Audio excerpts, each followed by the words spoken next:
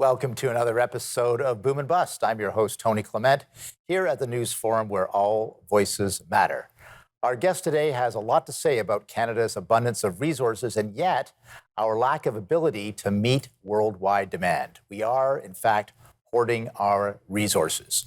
Boom and Bust welcomes Heather Exner-Pirot. She is a senior fellow at the MacDonald-Laurier Institute, a Canadian think tank. Welcome to the program. Thanks for having me on. So I guess the first question, obviously, is what prompted you to write an article entitled Canada is Hoarding Its Resources? Well, I mean, obviously the German chancellor's visit prompted it, but for months before, we had been working with various embassies, Korean, American, Japanese, and every conversation I ever had with someone from overseas was, how come you can't get our resources? What will it take? How can we get the LNG? How can we get the critical minerals, the fertilizer, the wheat?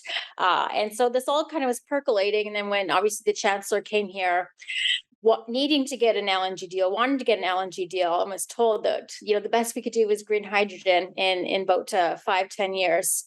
That was the straw that broke the camel's back. That we need to know that we have those resources, our allies need it, and there's something happening in the middle that's not getting out there.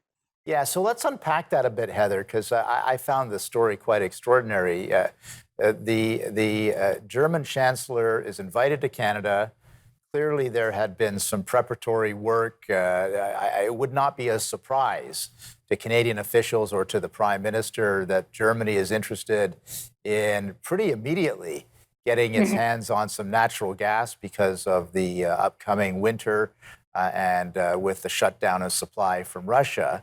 And the response of the Prime Minister, I'm paraphrasing, but was basically to say, well, there's no business case for that. But here, let me show you let me show you a plot of land that he hopes will be a hydrogen plant a few years from now.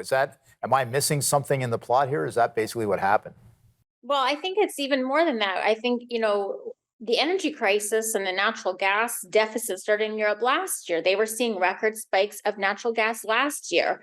And we could all foresee that this was happening many years ago. In fact, Germany and Canada signed an MOU on energy security, I think 2 years ago. So it wasn't even just, between February and August that this need became obvious. It's been going on for a while, and not least for climate change reasons, to get off coal. And so other people have been working at this for some time. It shouldn't come as no surprise. Canada was caught unprepared.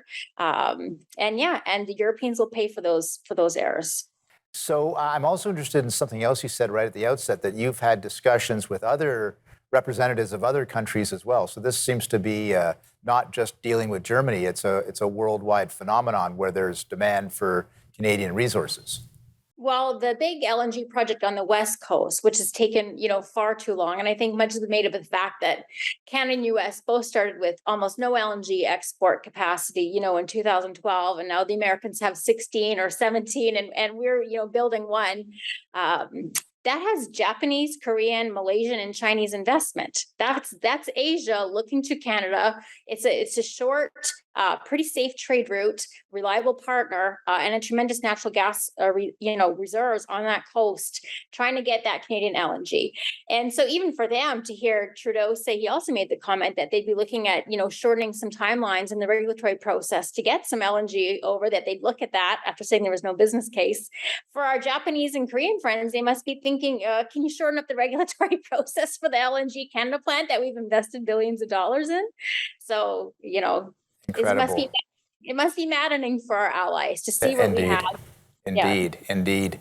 So I guess itemize, we've got a minute left. This might get to the second segment too, but start to itemize what the impediments are to getting our resources to these needy markets. So there is a very convoluted regulatory framework in Canada. We have some federal regulations going up against provincial, territorial ones. There's also the Indigenous duty to consult process, which isn't always clear at all. And then then things change in midstream. And so when I hear from producers, they're fine with strict environmental regulations, duty to consult, all those things, but at least let them know what they are so that they can address them head on. We're going to take a brief break, Heather. Very interesting conversation. There's still lots to talk about, but we will take a break for our commercial sponsors. Stay with us. We'll be back after these messages.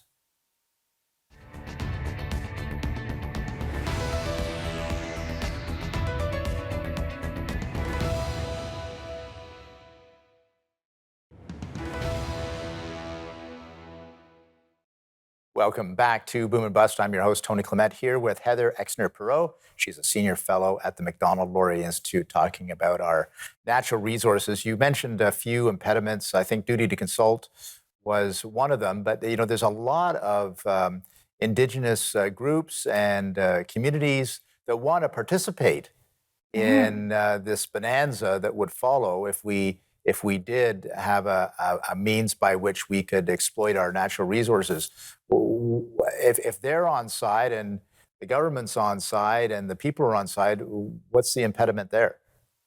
Well, so there are, there's hundreds of impact and benefit agreements, mutual benefit agreements, contracts, employment, equity deals, and I work very closely with many First Nations involved in resource projects. Their message is almost, we aren't against development, we're against being left out. And so if you can find a mutually beneficial agreement where they can benefit from the resources taken from their territories, there's actually great relations between a lot of industry players, industry companies, and Indigenous people. So that's, we're finding good models to resolve that part of it. Now, when you say government's on board, that's not always the case. But at any rate, they have created legislative and regulatory burdens that take long, no matter what they say right now. The burdens are still there. So I'll give the example of critical minerals, where they say they are on board. And in this recent budget, have said that they're going to give more money, want to see more critical minerals because we need it for electrical vehicles and batteries, and that's all great. But the exact same framework for developing a mine still exists. And so in Canada, it takes about a dozen years to get a mine from start to finish.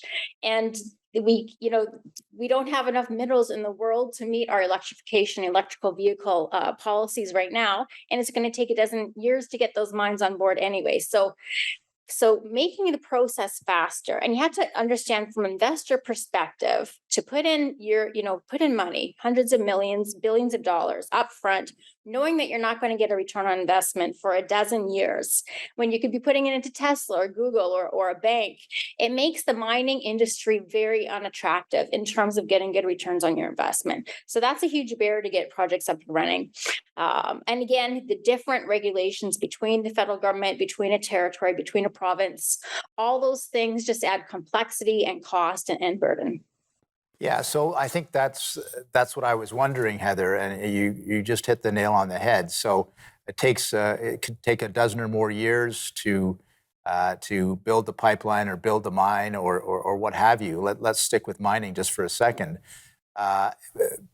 It takes that long because is it health and safety regulations? Is it environmental regulations? What's standing in the way of a quicker launch for some of these things? Well, I think not always understanding what's required to get the approvals, going through many different iterations of getting the approvals to move on to the next step, different layers of duty to consult, and maybe between one community might feel we'll consult, but one that's 100 kilometers away might say that there is some impact on their water and they haven't been appropriately consulted. Sometimes different rules applying for that the provincial regulator needs versus the federal regulator. And of course, and you would know this, but the Impact Assessment Act, I think was passed in 2019, is very vague in terms of, it describes that anything that affects any social or health or economic impact needs to be taken into consideration.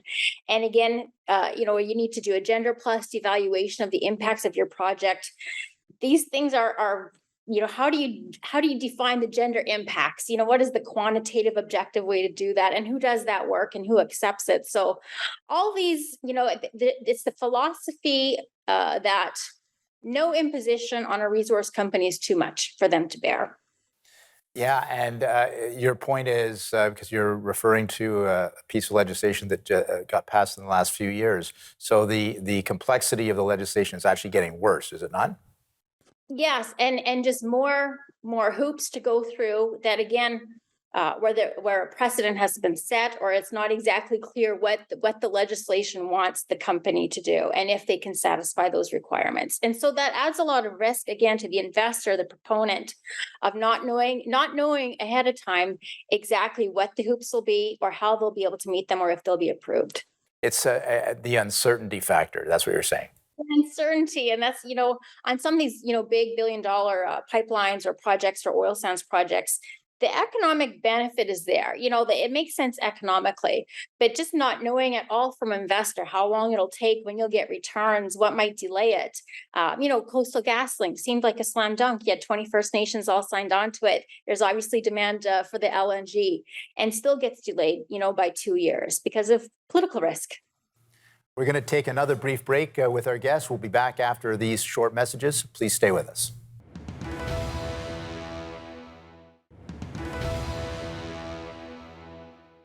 Heather, I guess maybe simple question, but is it easy to fix the regulatory environment to allow for more resource extraction if there's a government will, or is this a very complicated process as well? I mean, no, it'll be complicated. And again, I think in their heart of hearts, most resource companies want to see the Impact Assessment Act repealed, for example. But then the familiarity of having to replace it, the consultation that would go into that, and then having to deal with those things. The other risk side in Canada, you say, well, it might be easier on a conservative government to get a pipeline through, for example. But if it takes 10 years to get a might constructed, and the government might only last 4 or 8 years on average, then maybe everything will change, in the last 2 years of the project, and there's still that political risk. And again, there's still not constitutional certainty over how the provinces and the federal government are divided on natural resources. And again, that's all the provinces are joining Alberta to appeal the Impact Assessment Act, which the Alberta Court of Appeals said was unconstitutional.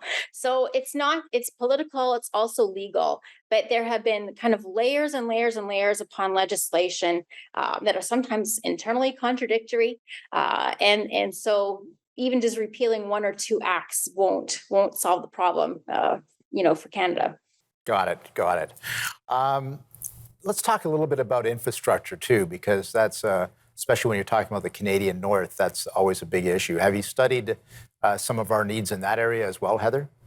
Yeah, I'm glad you brought that up, because there's the regulatory aspect, and that's very obviously burdensome, but there's also constraints in the infrastructure. So as an example, we're having a record harvest. I'm from Saskatchewan, my family farms, and you want to, you get all that wheat and canola, mustard seed out, but also oil prices are at a record, and there's a very strong incentive to move oil by rail because we don't have enough pipeline capacity to move it to market.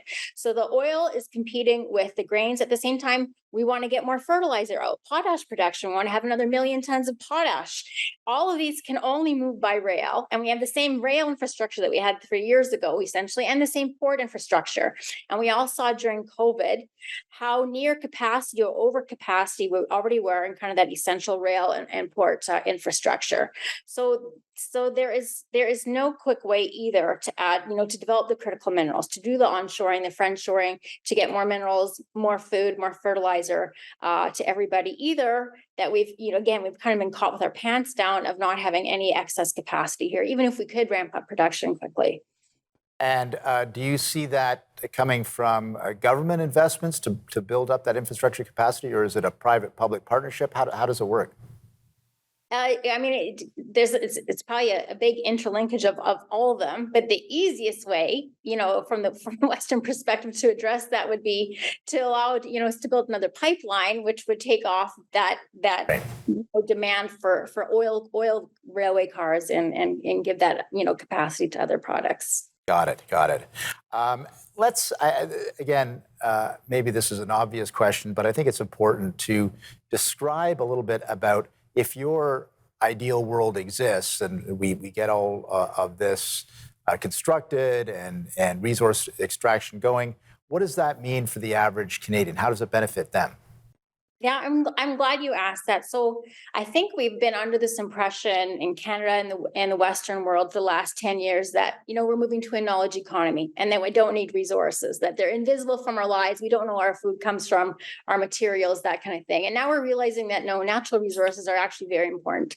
So for Canadians, it's not it's all the things. It's about the economic growth, about being able to sell those products at a good price, and having the jobs that go into that, and also about having those raw materials be available, more accessible, at a more affordable cost. And where people are feeling the pressure from inflation, from food, from energy, that is because the world is undersupplied on those things. So Canada, by upping its production, can not only reduce demand, or the supply crunch globally, but also create those jobs and those revenues closer to home. But what your point is there's an upper limit of what is possible now, given the constraints that exist. I mean, there is today, yes. I mean, one thing that I find remarkable is when the floods washed out the number one highway in BC. And we said, oh, it's going to be months until we can repair that. And actually took weeks. So when there is the will, our engineering companies, our construction firms, they can do the work very quickly when someone said, when you don't have to do a gender-based analysis, Yeah. the project can move forward quite quickly. And so we are capable of going to the moon. Yes, we can build a mine in the Arctic. Technically, that can be done.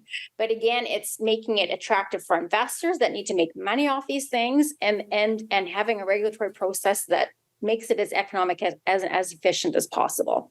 We're going to return with our guest after the break. Please stay with us. We'll be right back.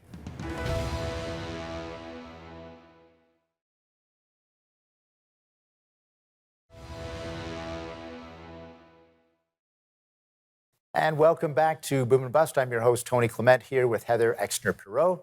She is a senior fellow at the MacDonald-Laurier Institute, a Canadian think tank.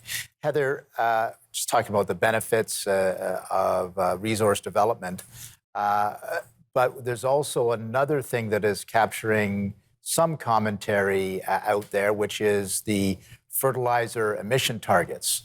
And that is another government initiative which is seeking to reduce fertilizer emissions by about 30%. You talked about potash earlier, which is, of course, used for fertilizer. Does this complicate matters even further?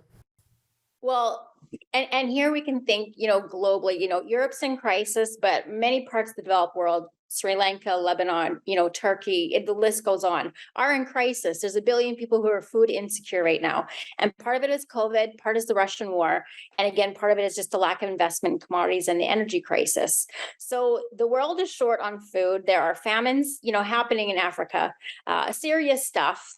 And we need more supply, and and it's very likely Russian and Ukrainian supply will decrease because of the war. And in the middle of this, the federal government announced that we want to reduce emissions from fertilizer by 30%, which from a farmer's perspective means reducing fertilizer. You can't reduce fertilizer emissions without reducing fertilizer, for the most part. There's a few other things you can do, but not at that level of 30%, which seems like a random target for them too, not based on any kind of Canadian reality. So very much a concern that we will just have lower yields if we can't use as much fertilizer, and that this will, again, hoarding our resources where we could grow more, we could do more, but are kind of doing own goals on ourselves, prevent us from doing those things. On the flip side, and again, I'm trying to find the positive things to talk about too. The Canadian Arctic has been starved of opportunity and infrastructure and so on. What you're talking about could really kickstart the Canadian Arctic, can't it? I mean, if you look at the size of our country, second biggest country, just by looking at it, we must have the second most resources, the minerals, the crust of the earth. But actually, we're number 8 in the world for mining, for example. China and Russia are number 1 and number 2. And if we want to have this energy transition, we need to quintuple. The State Department says we need 1,000 times more mining than we have, or 1,000% more than we have right now in magnitude. So where are we going to come up with these mines? And of course, if you look at a map of the world and you want to friendshore and onshore and kind of get off Russian and Chinese mines, then it's got to come from the Canadian Arctic. So the minerals exist, the geological potential is second to none. but it's again a matter of the infrastructure, a matter of the return on investment, a matter of the investor certainty that if you put some money into a mine, you'll get it out. And I hate to land on something positive here, but right now, probably in the next week or two, the Minister of Northern Affairs is going to make a decision on whether Baffinland, a huge iron mine